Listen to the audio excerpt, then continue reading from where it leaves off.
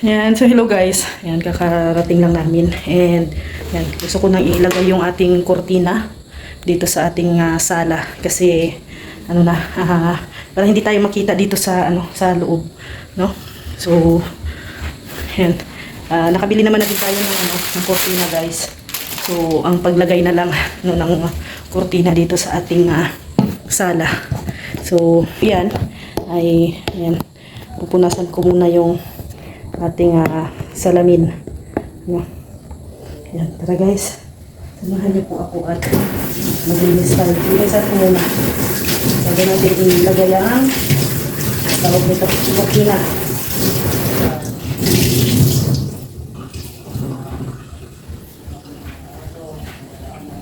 So, linis muna.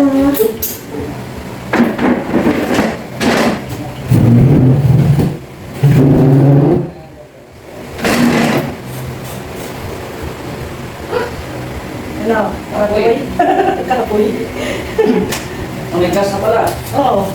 Hindi ka naman ng lumindira, mag-tiktok. Hindi makita tayo. Hindi makita sa doon, sa sunod. Ito ka niya, ako alisa, di pa nagyap niya. Hindi, steady lang na. Sa taas lang ang, oo. Ito lang makita niya.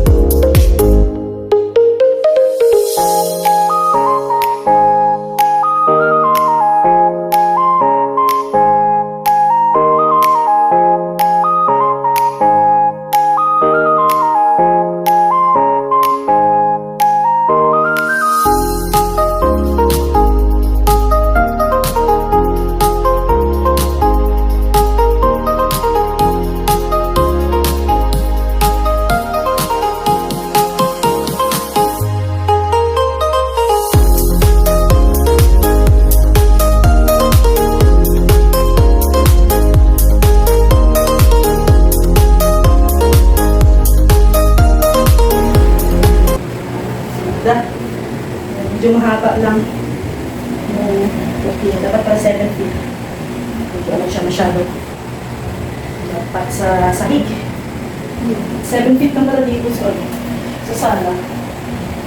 Itong cortina patuloy pa man ang kwarto. Order ako ulit ng pang sala, yung 7 feet na. Kasi sobrang haba. So yun guys, yung ating cortina. Pero kulang pa po yan ng ano dyan, kabiran. Pag nakabiran na po yan dyan, maganda na yan. Hindi nakita yung rod, hindi nakita to. So ngayon, nilagay ko lang muna para hindi tayo medyo kita sa loob. Kasi pag gabi kasi ay kita siya sa loob. So yan na guys.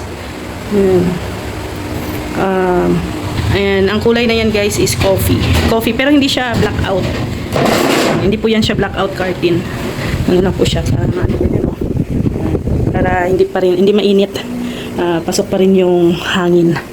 Yan, pag blackout po kasi ay medyo hindi makapasok yung hangin. Okay lang yung blackout pag naka-aircon yung bahay mo.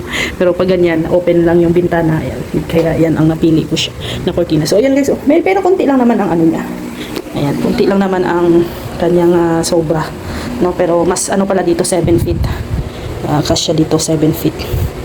Ayan. So, ayan na guys. Ang ating cortina dito sa sala. Ayan. So, ilalagay ko lang yung table doon para medyo tago yung ating cortina. Hindi masyadong kita yung pasobra. Yeah.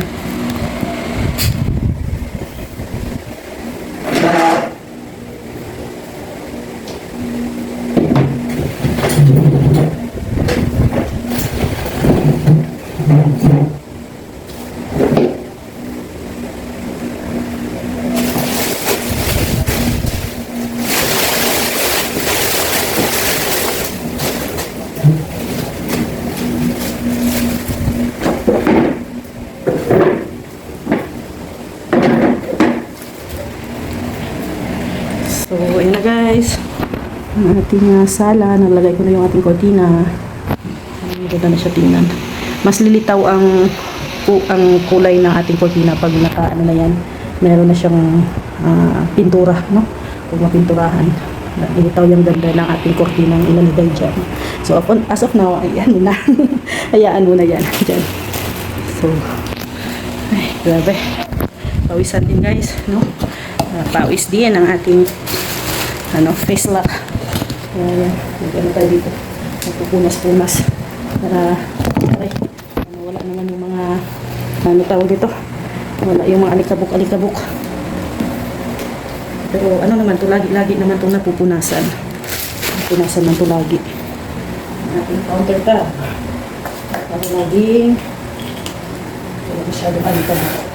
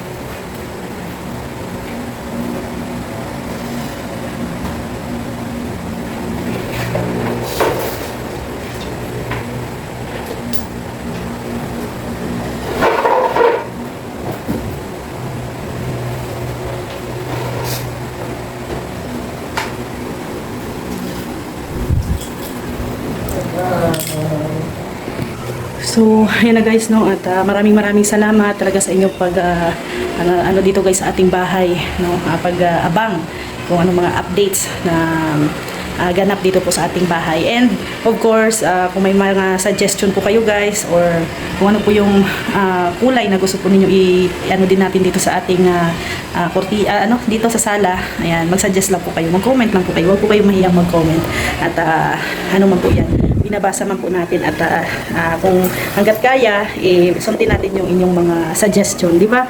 So yan na guys, yung ating cortina, medyo ano siya, choco po ang kulay niyan. Sa Lazada ko lang po yan na order, nung same pa rin doon sa doon sa aking kinuhaan para doon sa kwarto.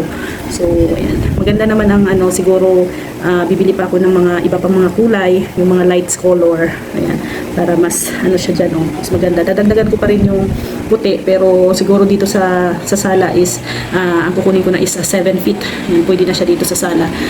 Ayan, so kaya maraming salamat sa inyong walang sawang pagsuporta po sa aming channel. Ayan, God bless po sa ating lahat. Sana iwag po kayong magsawa sa kapapanood at kaabang dito po sa aming munting tahanan. Maraming salamat and God bless sa ating lahat. Bye!